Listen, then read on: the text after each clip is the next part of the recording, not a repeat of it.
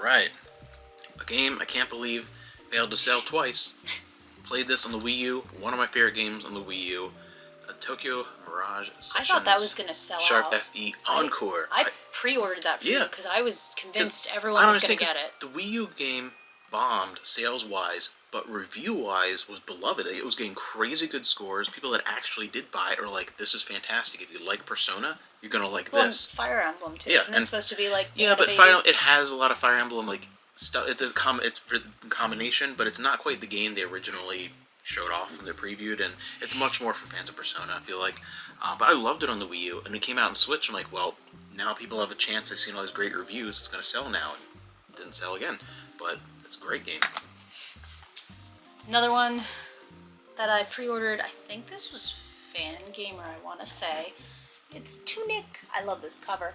This box is just a little bit too big and doesn't fit everything back in it. This is the actual game of it. I think it has like a huge map inside here.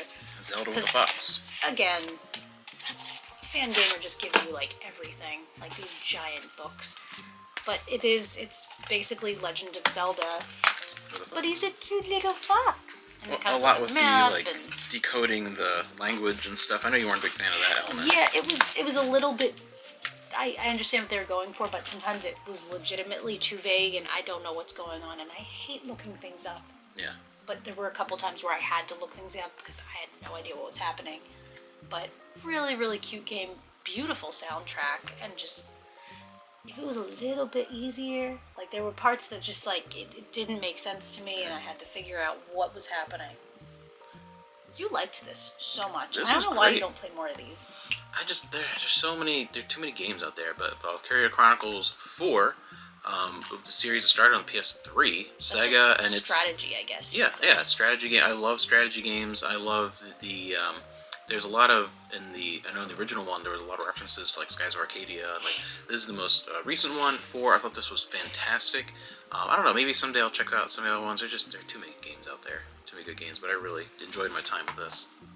This is another hand-drawn. I love hand-drawn games. I feel like you have to get indie games to get hand-drawn anymore. It's just so much more creative. It's wild at heart. This is more of a Pikmin, but I've never played Pikmin. I haven't actually played this one yet, but really, really beautiful art and just look like a lot of fun.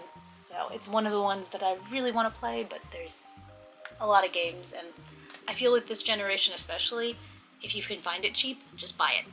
A lot of older generations, it was more like, I want to play the game eventually, but I'm not finished the game I'm currently playing, so I'm going to wait 6 months to a year, get it for $20.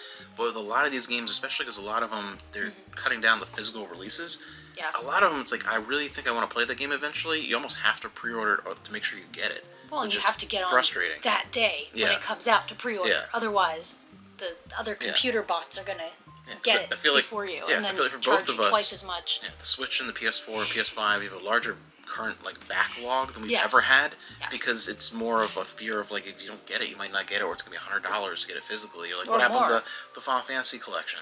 You had to get it, or it's hundreds. Yeah, it's frustrating. Yeah, but I don't know. We've amassed a pretty good. I feel like there's years worth of you can never get another game. It's just frustrating. I don't always like to have all 10 games I want to play that I have sitting on play. I don't like that. I think it's just a different mentality of thinking, okay, do I want to play this? Okay, well, I better grab it now. I better grab it now because let's turn into that. If I don't get Gargoyles now, it's going to be $100. Yeah. This is Will, A Wonderful World. I really want more visual novel type things, and it's really hard to find them. And I think it's really hard to find them for the price I'm willing to pay. I think that's what it is. It seems hard to justify paying $70 for a. It does. And a book with pictures.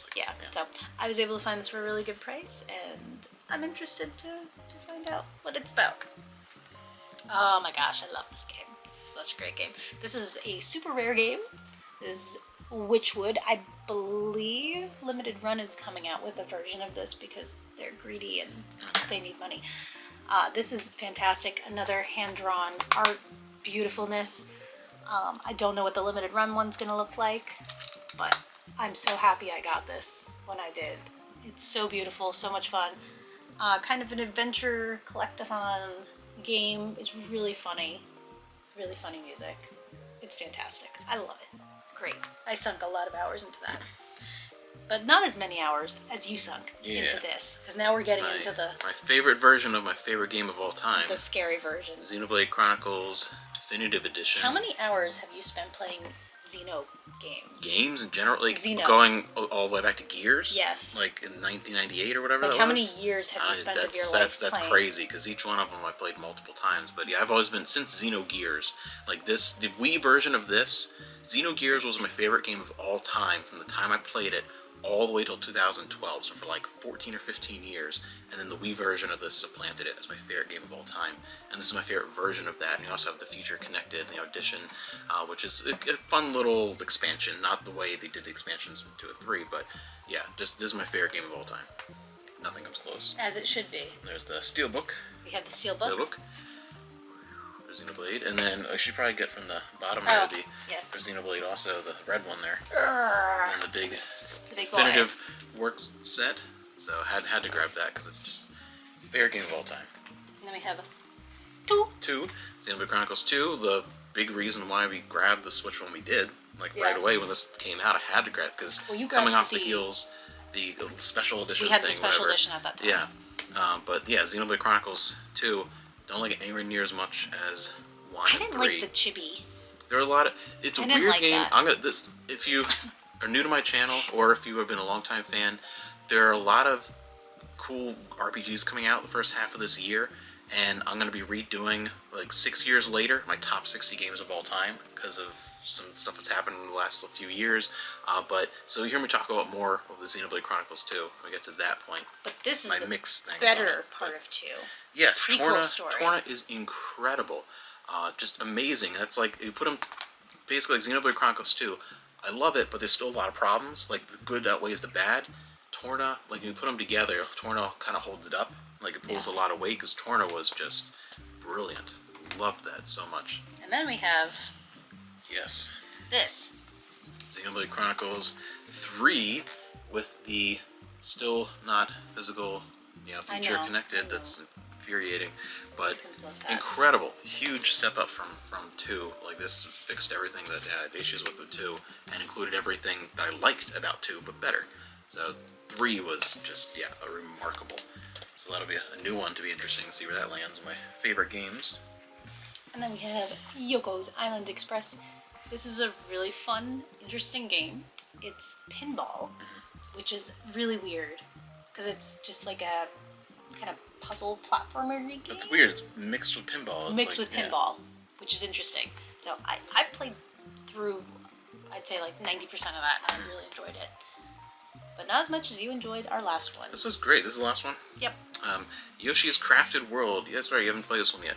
I have This was a fun little, just kind of relaxing platformer, very creative with the paper style.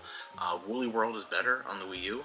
Genuinely better. I don't know why that hasn't. Everything else I don't is know why they didn't bring that one over. come Because over. Crafted World is great, but the Woolly World's better. But this is still like if you want a fun platformer that's not going to be overly challenging or stressful, you don't want something with a creative art style. And it was cool. Like the world made of cardboard and paper and tape, and it was fun. It was very, very fun. That is a updated look at our Nintendo Switch collection. And we'll see what comes out this year, and if rumors hold true, it might be a Switch/Switch 2 collection next year. That's true. Is it possible? Yeah, could But be. what are we missing?